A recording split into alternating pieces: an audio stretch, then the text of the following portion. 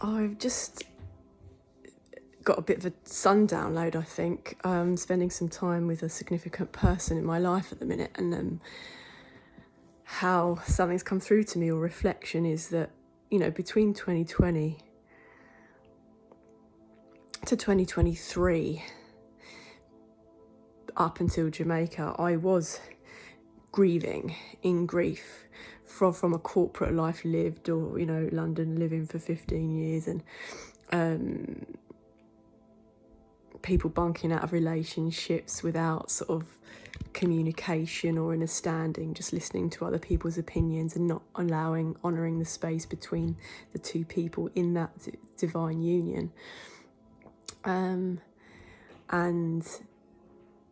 an identity, losses of identity. So there was a massive period of grief, even though in the middle of all of that, you know, I was healing, I was loving, I was laughing, I was crying, I was recreating my life in a way that I had envisioned it, because I wanted to work for myself and in collaboration with conscious people who have similar outlook to me on the spiritual path, and different definitions of that exist, and I want to align with the people who I align with on a heart level.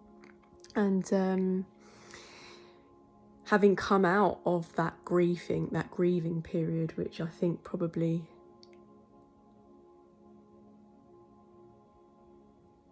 flip reverse when you go through trauma and you focus on something else, but that trauma wasn't about grief. So much purging right now. That to come to a space where I've moved past the grief, to be able to witness somebody else grieving and be strong enough in myself to work in the ways that I would like to, you know, with my presence, with the singing bowls, with ceremony, with whatever it is, or just being alive. To be able to witness and hold space for somebody else who's moving through a significant moment in time. And this is what relationships are. It's the ebb and the flow of no one is ever going to be consistent at the same time, high at the same time, low at the same time. I mean, obviously in that there's fleeting moments that you know, all at a party, everybody's having high at the same time, but one will experience a loss, or one will experience a loss in job, or this, that and the other, and then that obviously impacts not only the person that's going through it, but the union, the relationship. And I feel really grateful that my guides or my ancestors or myself has pushed me to a place where I've managed to get out of the grief. And with the end of life doula work, you start to look at life and death and living. And I think a lot of us in 2020, with everything that was going on, we started to review life and death a bit differently, and how we want to live life, and how we want to look back at an elder age, how we want to see the story of our life play out. Or played out, i.e. no regrets, and being as honest and pure and intentional as possible in the choices that we make day to day. And for the people that know, there's a little catchphrases. I'm not a purist. We all stumble and do funny things, but Kimani Fambro posted a meme the other day as a stumble is still a step. A stumble is still a step in the right direction, or in the aligned direction. And you know, while at the minute people are doing things just for money, potentially, and this is not a bad or good thing, we need money, but like that won't be aligned with somebody else who's living a life of service. And these vibrations and frequencies are real, and they do bring us to the moments in times where we spend time by ourselves or with people. And I'm very grateful to be witnessing someone very significant to me in their life at the moment, moving through a part of their life that needs to be honoured and witnessed, and the emotions that come with that, and being able to separate, as an empath, the journey that I've been on the learnings are being able to identify what's mine and what's others, because I naturally feel the emotions of another. And so being able to learn that, and also vocalise it gently, and also know when you need to pull away or go to the woods to be by yourself and come back, is beautiful. And so I think I just want to honour everybody who is strengthening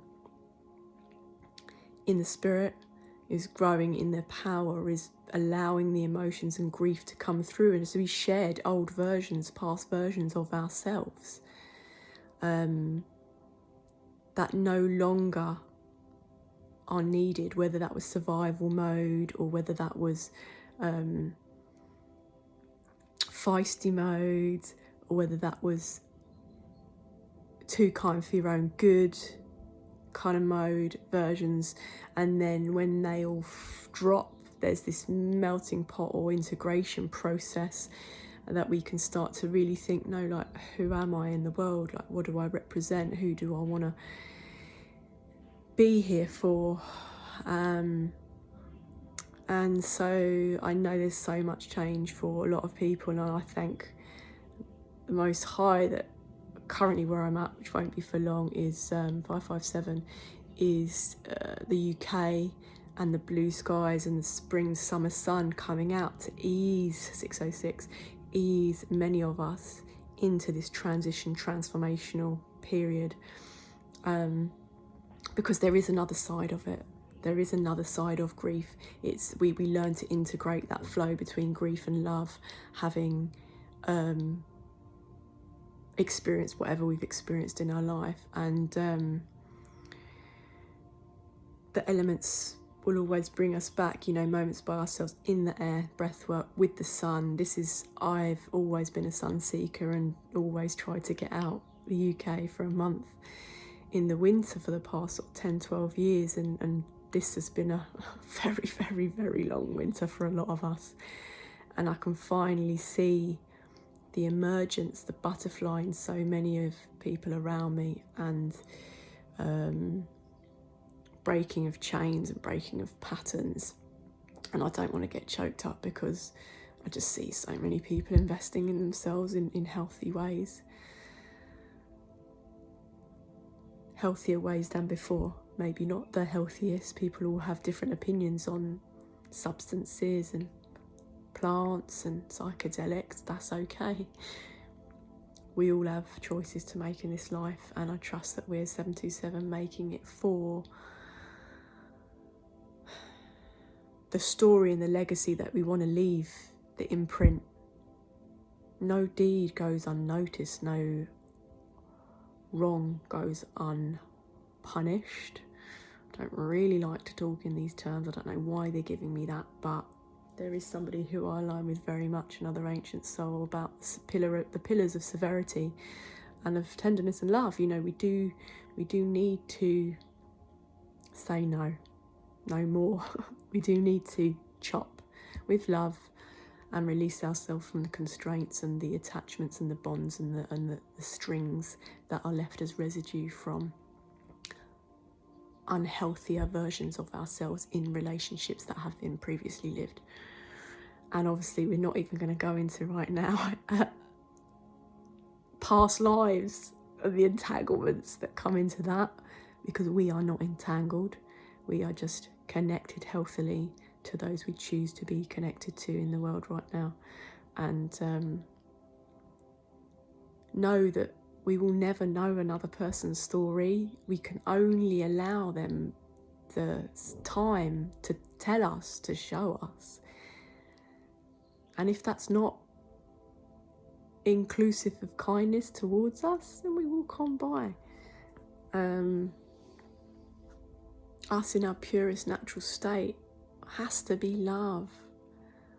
And love doesn't mean we might not be on the floor crying for a whole day.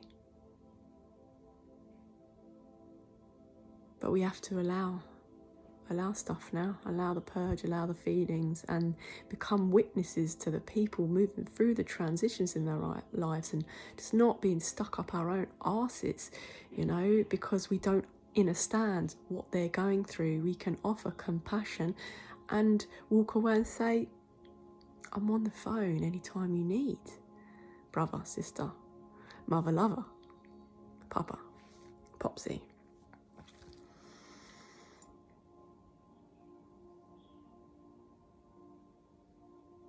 We are all worth so much more, and I welcome in all of the new beginnings for us all, and strengthening our heart and moving past past pain, and knowing that in our personal relationships, no one outside that dynamic, I mean, polyamorous people, you do whatever, I guess I don't know how to refer to that, but like, I'm talking my lived experience, like 2 people, outside of that, the opinion of no one, like, matters. The opinion of no one matters, unless it's of a lived, like, elder's experience without being personal to your story, because they're just sharing from their lived experiences. But only those 2 people in that dynamic matter. And I believe that we can, as we move into healthier dynamics and relationships, we can give each other the space to say, no, I don't want to be with you anymore. And knowing, like, that's okay. If someone was to tell you that, what are you going to just say, no, I'm not going to allow that. I'm going to be with you no matter what. I think if many things can be worked through, but for not even allow at 11 o'clock, not even to allow that to be said to someone that you've loved or been in love with or fallen out of love with. Fallen out of love, I don't know if I believe in that anymore, because if it is real love, I'm not sure it ever goes.